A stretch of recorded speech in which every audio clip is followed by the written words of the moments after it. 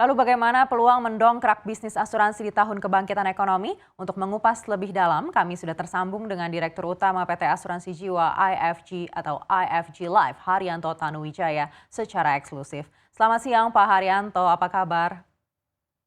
Baik, selamat siang Mbak Nega. Baik, OJK meyakini industri keuangan termasuk IKNB masih berdaya saing di tahun ini meski pandemi sudah membayangi hampir 2 tahun. Namun sebagai pelaku di industri asuransi, bagaimana Bapak memandang perkembangan dan tantangan yang ada di beberapa tahun terakhir di industri asuransi? Ya, terima kasih Mbak Nega.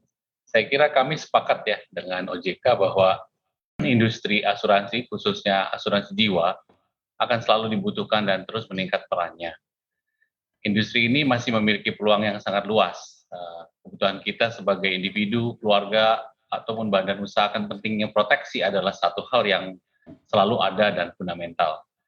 Bahwa selama kita hidup beroperasi dan berusaha, selalu dibutuhkan selalu yang namanya proteksi. Karena itulah IFG Life memiliki moto Protecting Life Progress.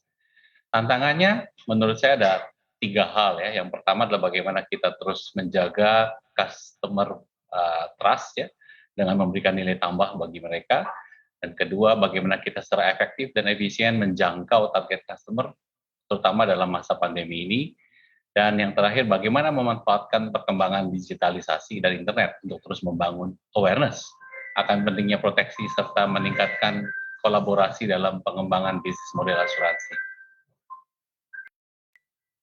Baik, di tengah kondisi ekonomi yang mulai bangkit, bagaimana IFG Life memandang peluang permintaan proteksi asuransi dan pertumbuhan premi industri asuransi jiwa pada 2022? Menurut kami permintaan proteksi asuransi jiwa akan sangat menjanjikan. Kita tahu bahwa segmen kelas menengah dan juga segmen milenial semakin bertumbuh. Demikian pula banyak upaya-upaya peningkatan literasi dan inklusi di bidang asuransi yang dilakukan. Ya, itu adalah hal-hal yang membuat kami sangat yakin prospeknya sangat menjanjikan. Dengan pendekatan customer centricity mengutamakan nasabah, kami hadir untuk memberikan solusi proteksi bagi masyarakat Indonesia yang mudah diakses, mudah digunakan, memberikan manfaat lebih. Saya yakin proteksi adalah suatu kebutuhan ya, dan permintaan akan solusi proteksi tentunya akan terus tumbuh, Pak. Lalu bagaimana dengan rencana atau fokus utama pengembangan bisnis IFG Life untuk durasi jangka pendek hingga menengah seperti 3 tahun ke depan, termasuk proyeksi target premi nasabah hingga variasi produk perseroan?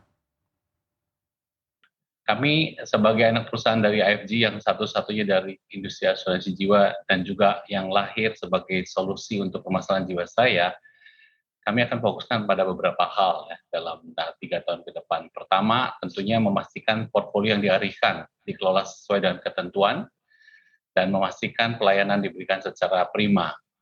Yang kedua, terkait dengan pengembangan new business, IFG akan lebih fokus pada protection product, produk asuransi kesehatan dan pensiun. Terutama kami menekankan pada inovasi produk yang dapat meningkatkan nilai untuk nasabah dan calon nasabah kami. Sedangkan untuk pemasaran produk sendiri akan dilakukan dengan upselling kepada nasabah existing ya, yang kami dapatkan dari Jiwasraya, transfer dari Jiwasraya melalui saluran distribusi retail, korporasi, dan juga scale up bisnis pada saluran distribusi bank assurance. Serta yang penting ini adalah pemanfaatan secara maksimal ekosistem holding IFG dan sinergi ekosistem BUMN dan afiliasinya. Yang berikutnya adalah membangun citra brand IFG Life karena kami sebagai perusahaan baru. Ini penting sekali untuk ditingkatkan. Di samping juga melakukan modernisasi sistem dan platform teknologi dengan mengembangkan front end application yang mengedepankan customer centric sehingga dapat memberikan kepuasan kepada nasabah.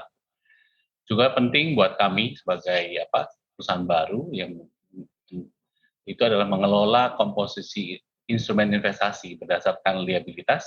Selain juga terkait dengan transfer aset properti dari Jiwasraya, kami harus melakukan proses optimalisasi.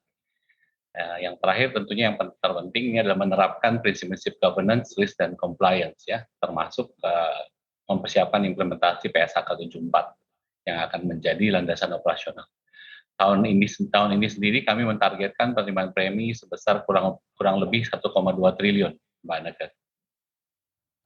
1,2 triliun.